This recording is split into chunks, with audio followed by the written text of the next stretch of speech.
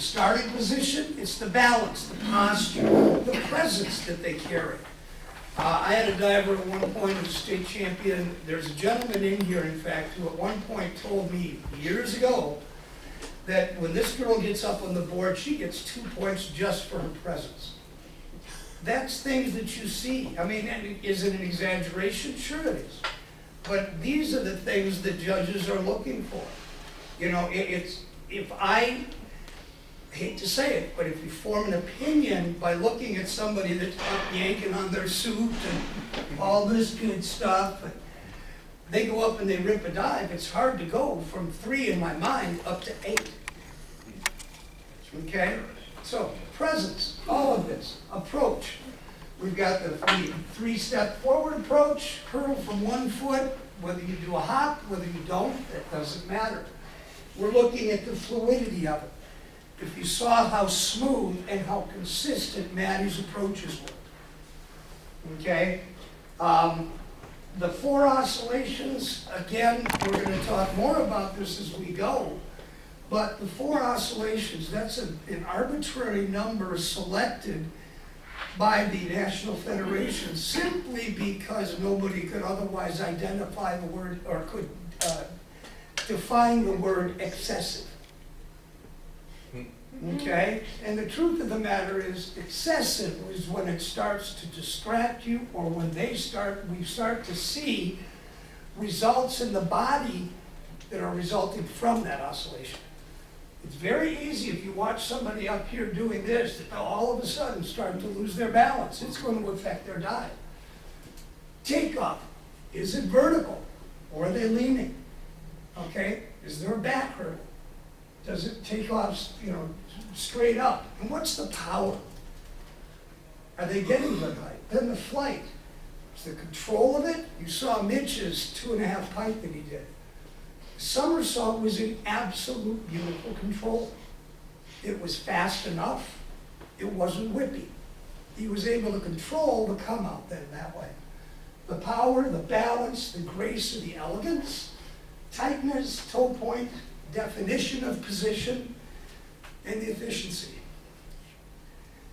The only call that I had to make as the referee for Class A was one call where we said no more than 2, because the girl did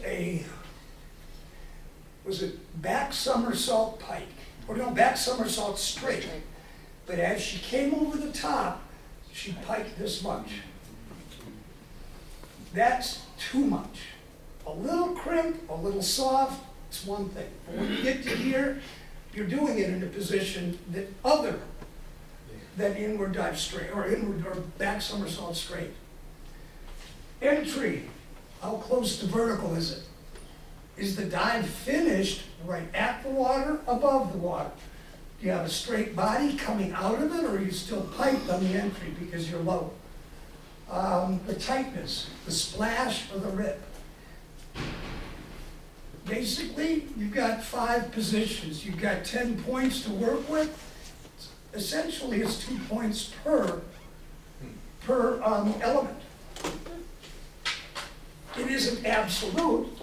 You can value the element as you wish, but just because they ripped the entry doesn't warrant overlooking all of the other mistakes. Okay? Yeah, it's the last thing you see. And believe me, as coaches, we harp on that with our divers. I want to see toe point. If your toes aren't pointed, that's the last thing that the judges are going to see of you. It's the thing they're going to remember first. They all need to be reflected in your score.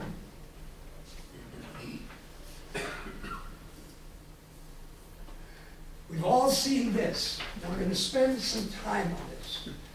It's also on your sheets. The breakout is excellent, very good. Notice it doesn't say perfect. It does, like Mike was talking about earlier, it says excellent. And we're going to go through all of this and actually talk about what kinds of mistakes might you see at these different group levels. So we're going to kind of use these as our guide today, not the numbers themselves, but these. Okay. First thing we have to do is, you're the referee, so we have to look at failing of dives.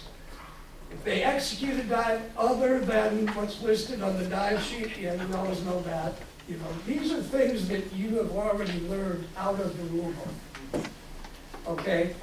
One of the things that I tend to see that is often overlooked is the twist, executes a twist where the shoulder position is over, and it's also on takeoff. If you think about the number of back dive half twists you've seen that have left the board where they're already past 90 degrees, the upper body is past 90 degrees, the feet are still on the board. That's a failed dive. It has to start as a back dive, not as a twist.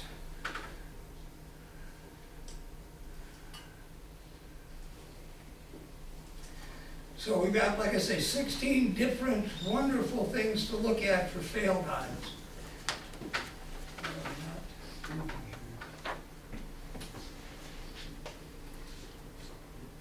John, while you're monkeying around there, if you look at back up one, if you look at number 16 on that, next one. Nope, keep going forward. One more. Oh, here? There, 16 performs an additional bounce at the end of the board after the culminating hurdle. That happened at state 2 years ago. 2 years ago. And the coach actually came up and said, we had to show her in the book that it was a failed dive. It actually happened at state. I mean, I had to look twice when I saw it, like, come on. Well, and I was the ref, and I'm looking at it going, did I really see that? Because I honestly have never seen it. And if I'm not mistaken, Ever. she said, I think that was the one, she said, well, did the same thing in sections and nobody said anything about it. Yeah, because they've never seen it before. Yeah. Right, exactly. You know what I'm saying? So, and I remember when Laura Ryan, and none of you probably know who that is, but Laura Ryan was a two-time NCAA champion for Georgia. She drove club with us here and at the University of Minnesota, and she was also the state champion from Elk River. When we were teaching the hop hurdle, and at the section meet, and that's when Roger Sersine was the gym marshal. They actually called him, 4 different judges called him because they tried to tell her it was illegal to do that hop hurdle at the time when we were just learning how to do that and stuff. So I mean, so you've got to look at all these different things when you see something like that and make sure that you know what's right and what's wrong on looking at those type of hurdles. And that's been done more recently too. There was a case up northern Minnesota where the coach went up to the coach of the divers saying that's an illegal approach, and she had to explain how it was not an illegal approach. I will tell you from diving coach's perspective, some of the things that I am honestly the most sad about is that how few of our diving coaches even know the rules. It happens far too often. I actually asked at True Team State this year of Class A, there were 5 judges for each panel, so I had 10 judges and 2 alternates. I asked the 12, how many of you have a rule book? 4. That's it. And so the onus is also on us. We're trying to help from your perspective, but we're also trying to help on that side too, because our own don't know what they're talking about. And that needs to be changed. Unsatisfactory.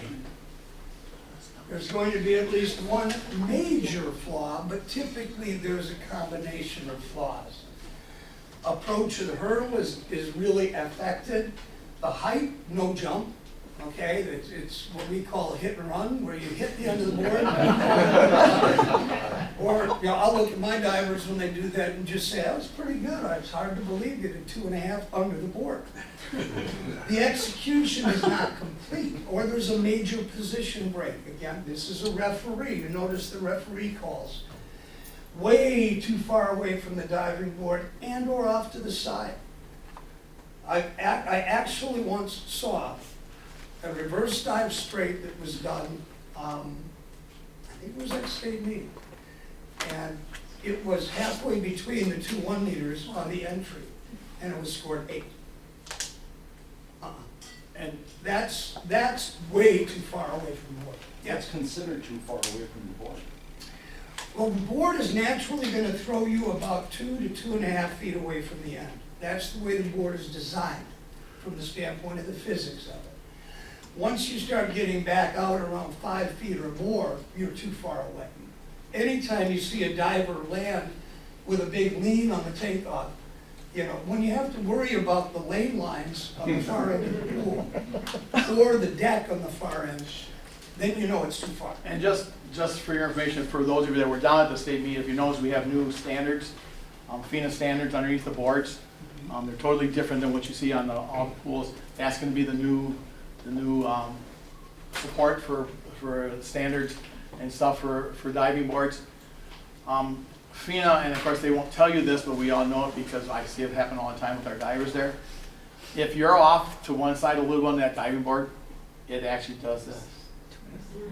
And it will push you to that end, it'll push you off to that side a little bit.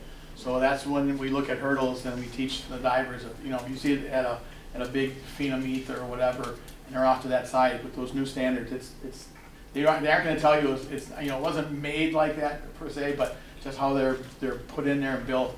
If you're off to the side, it's gonna tip you up more. You've seen that. So. And actually, in all likelihood, it happened to Maddie yesterday, or day before yesterday. Yeah, day before yesterday. What? Day before. Day before yesterday.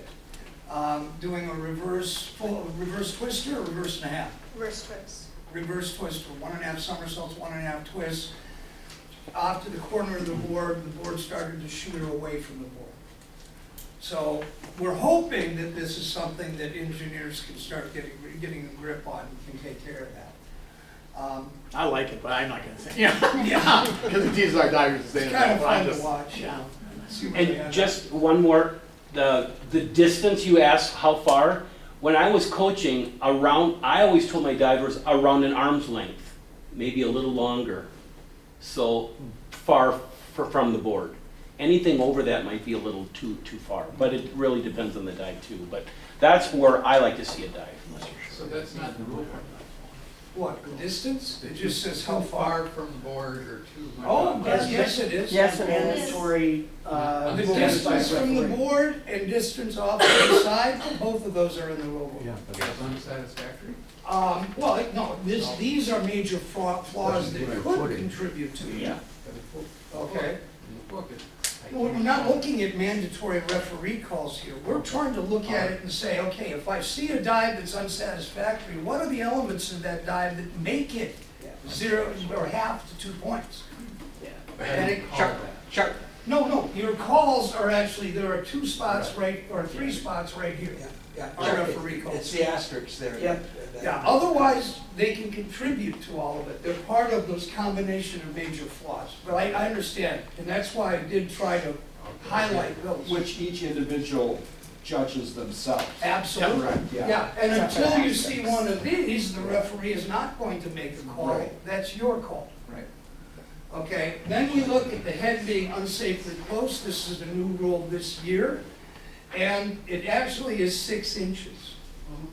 Okay, and that's where the head passes the board. Not the hair, not the feet, not the arms.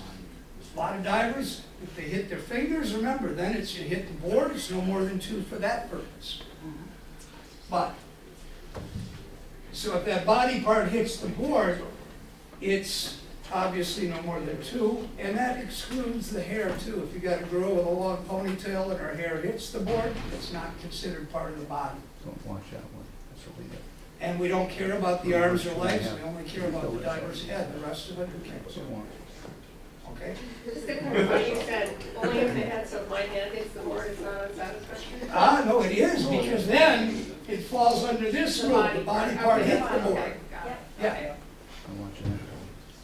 It's just basically split out the rule to be a little bit, because we don't want to see You don't see it very much. divers going forward with having to sit in high chairs and be fed. So, Can you provide just a little clarification on what constitutes a major break? You know, thinking back to when she bent her knees, at what point does that become a major break that a referee would call?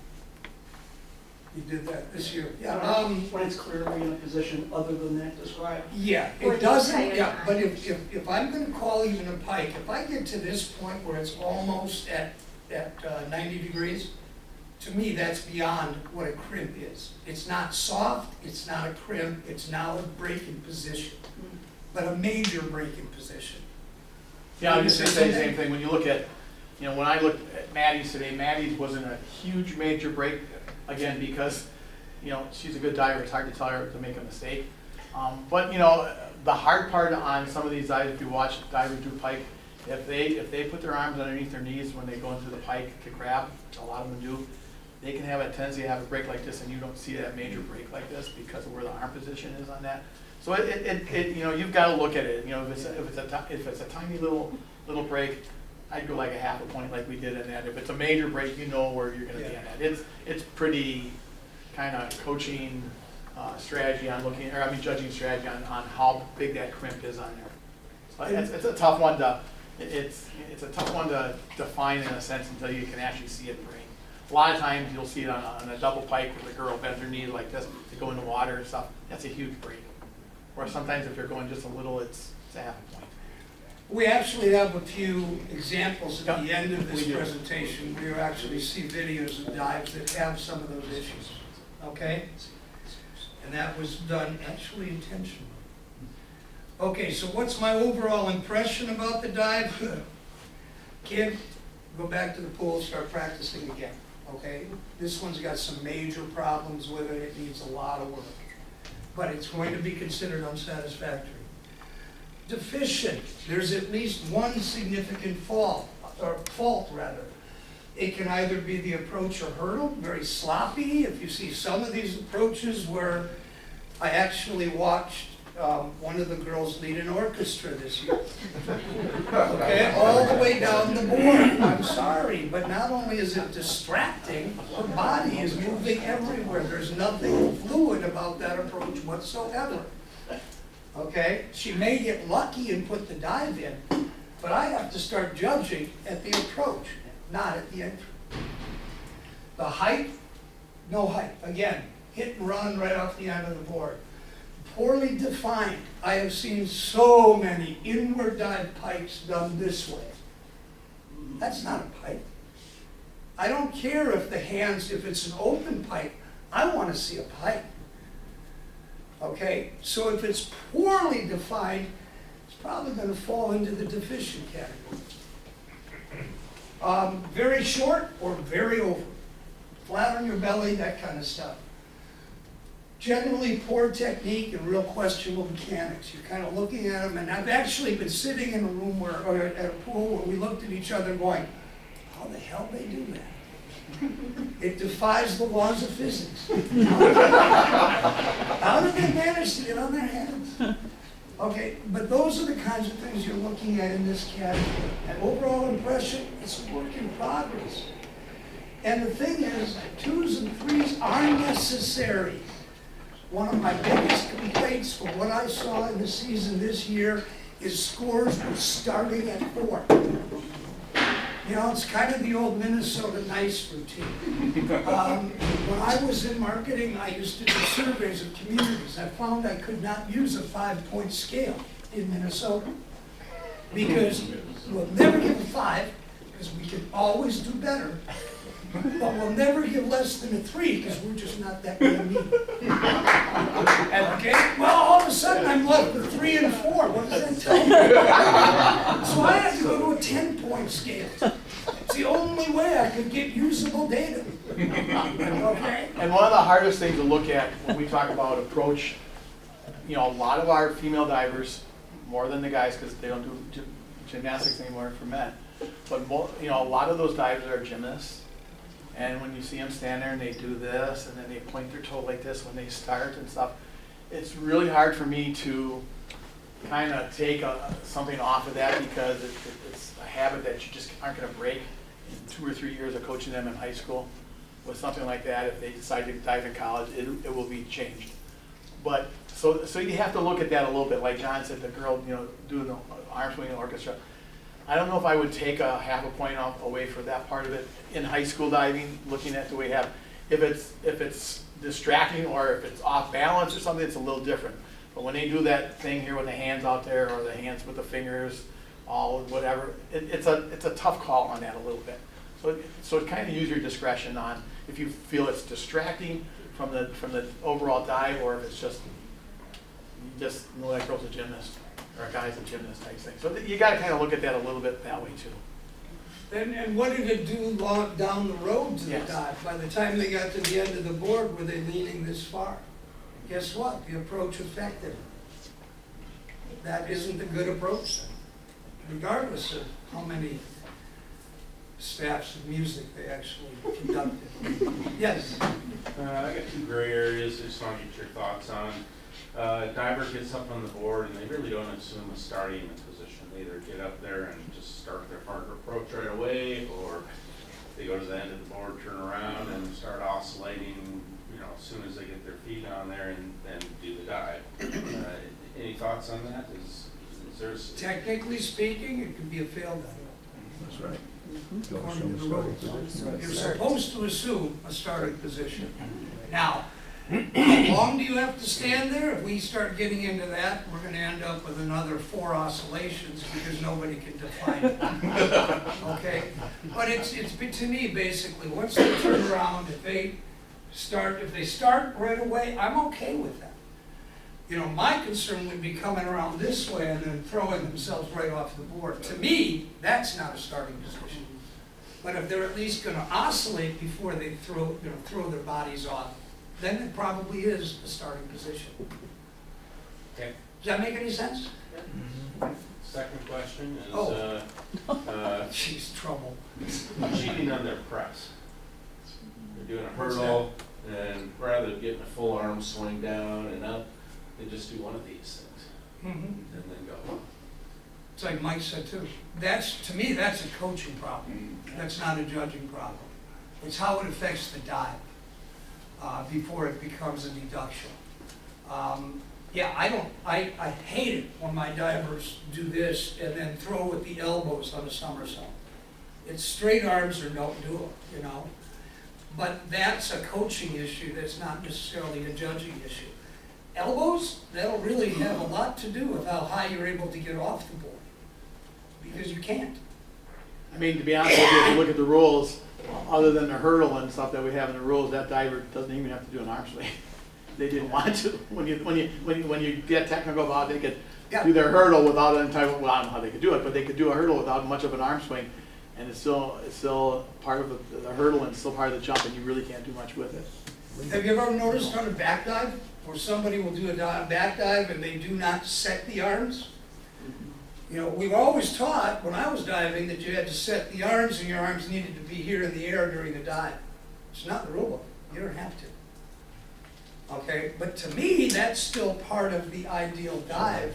I'm not gonna deduct for it, but they're not gonna see an 8 or 9 because they didn't do a set. And you're not going to jump, an arm swing, they're not going to jump very high anyway, so the dive's not going to be that great, so it's going to be easier to score it and judge it. But there is nothing in the rules that say they have to do an arm swing to a set position, so. Satisfactory. The reality is, this is where an awful lot of dives fall. All of the essential elements of the dive, I kind of look at it and always go, okay, diving is 2 things. It's science, it's mechanics or engineering, and it's art. And basically 5 points of it is mechanics, 5 points of it is art. Okay, how beautiful is it? Everything was there, it just may not be that pretty. Okay? The dive still has one minor or relatively significant flaw. It could be in the approach and the hurdle may be acceptable. The height may be acceptable, but it could be higher. Mechanically correct, but some of the little imperfections result in slow or sloppy somersaults. We talked about it with Mitch's front 2.5 pipe. It's the speed of that somersault we're also looking at when you judge. Okay, many of them, you wonder how the heck they're going to get there because it cranks around so slowly. If they leave the board, for example, arms here, duck their head, their knees are naturally going to lift. Well, that makes it real hard to get a front 1.5 tuck turning the way it should. Because you have one action working opposite the other. So these are things we're looking at. Good height and position, the shape on the entry. There's still a little pike. They finished it a little bit low. They came out a bit too early or a bit too late, and then too much splash. What do we think overall? Yeah, it's pretty good. It's pretty good, but it's just not polished enough to want to give a higher score.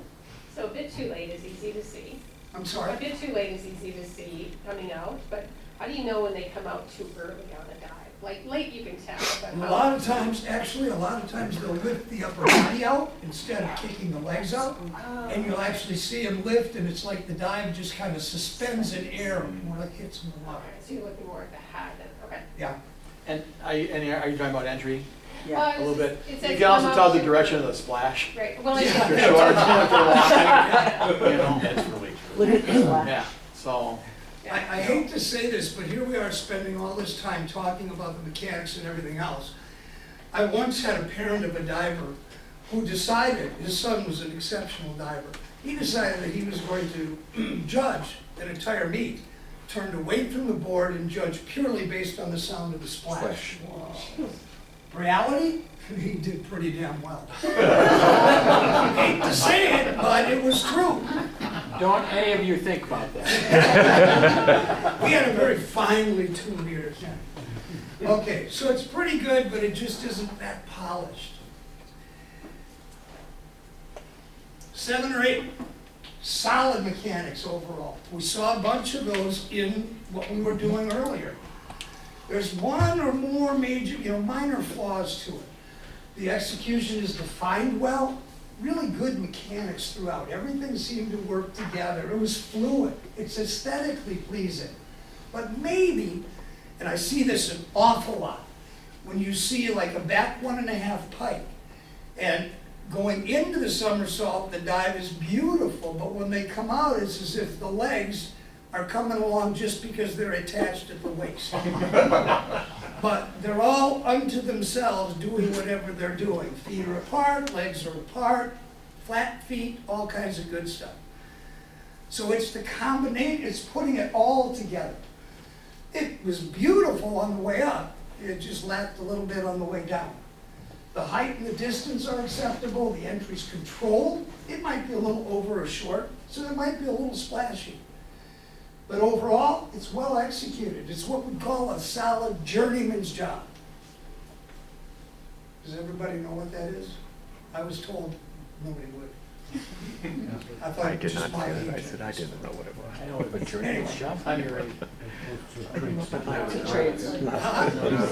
Not an apprentice, no. It's not quite a master. Not quite a master yet. Yep, that's what it That's is. the stage in between.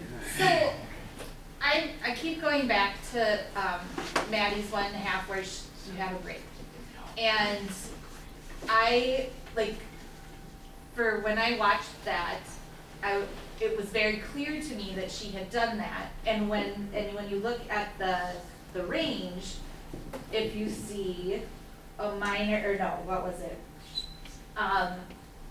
If it's an obvious break, then it's considered deficient. Correct. So I threw a 4.5. Mhm. But I could also, because she's the diver that she is, that suggests that it was a minor flaw in the overall dive. So those two things don't.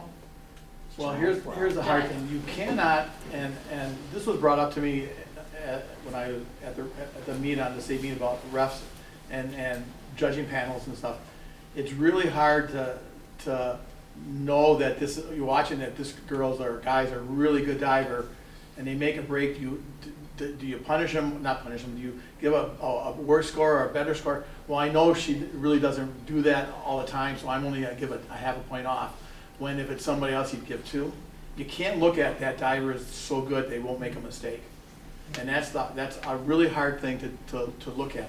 It happens in high school. It happens in college. It happens in the Olympics, things like that. You can't say, geez, I know they normally wouldn't break like that, so I'm just gonna give it a half point off. You gotta look at your scoring rubric and how you would put that in there. So how should that one have been? Well, there's one other thing I look at too, and that is, did the knees actually bend or are the legs kind of soft? It's a subtle difference. If the knees, if she actually bent, let me give you a good example. Front double pike, and we'll see one of those in the video too, where the girl comes out and her